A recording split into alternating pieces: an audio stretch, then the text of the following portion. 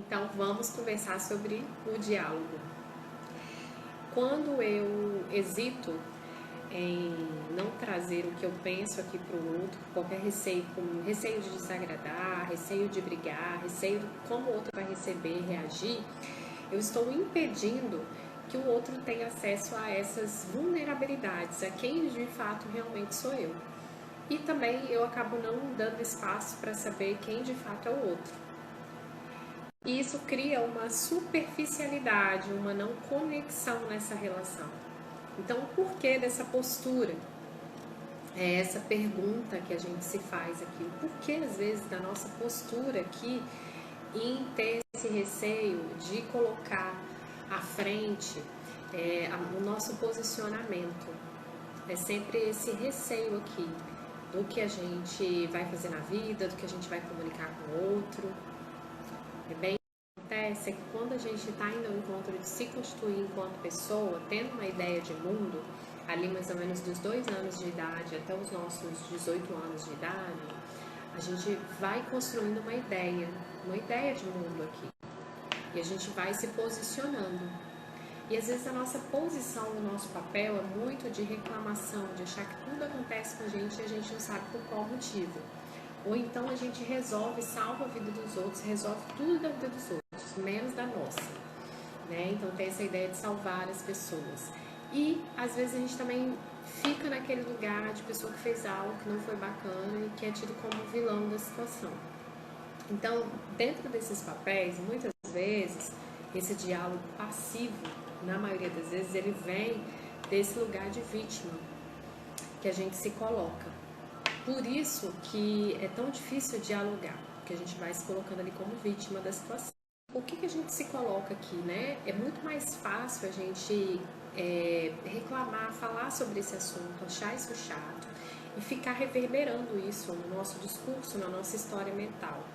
O que muitas vezes é bem desafiador é a gente sair daqui, reconhecer que foi assim e contar uma nova história sobre esse assunto. Contar que de repente essa pessoa, né, trouxe determinado aprendizado para mim e a partir disso eu soube aqui dentro das próximas relações a dizer um sim, a dizer um não, a dar um limite, a começar a fazer isso, a ressignificar isso dentro de mim, para contar uma história diferente. E aonde que muitas vezes isso nasce? Esse desejo de querer agradar a todos. É bem essa pergunta que você também deve estar se fazendo na hora do diálogo. Aonde que isso nasce? E aí vem da construção social, da onde eu tenho quem aqui atrás. Primeiro a família. Aí essas situações estão todas aqui sendo criadas. Primeiro através do nosso círculo familiar, do que a gente pode, e é bonito ou não é bonito fazer, é agradável ou não é. Então esse julgamento aqui. Depois a sociedade, do que aquilo que é bom e que não é, o que você deve e o que você não deve fazer. E depois vem o relacionamento. Então o receio de desagradar ou o receio de não ser aceito, de ter uma rejeição por parte de um posicionamento seu, vem desse lugar.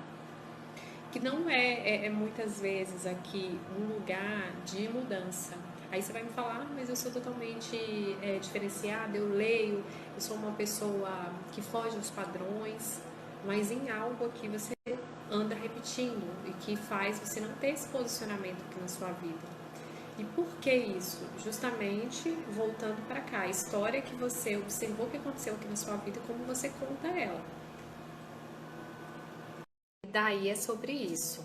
Ou você conta essa história de uma maneira diferente na sua vida, ou você continua contando a mesma história e trazendo mais sofrimento para aquele ponto, para aquela situação. Às vezes, uma questão acontecendo na nossa vida, se a gente traz ela de forma educativa e de aprendizado, a gente evita repetir a mesma coisa com outra pessoa, uma outra situação. E isso se chama se posicionar. Isso se chama muitas vezes aprender a dizer sim e a dizer não. Que é aprender a lidar com a raiva, com a tristeza, com a dor, com a felicidade. É sobre isso, sabe?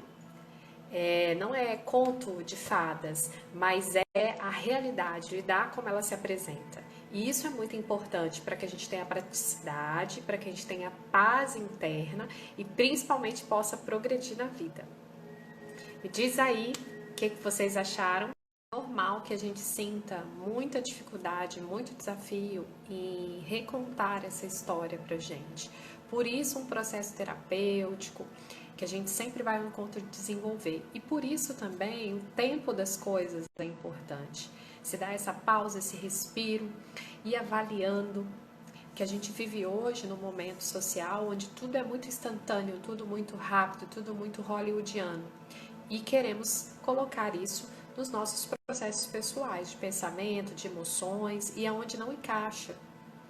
E aonde muitas vezes, em algumas situações, a gente vê mais uma infantilização do ser humano do que de fato, né, um processo real, terapêutico, psicológico, realmente uma saúde mental e emocional, física para esse ser que está realmente no encontro de autoconhecimento. Por isso é importante.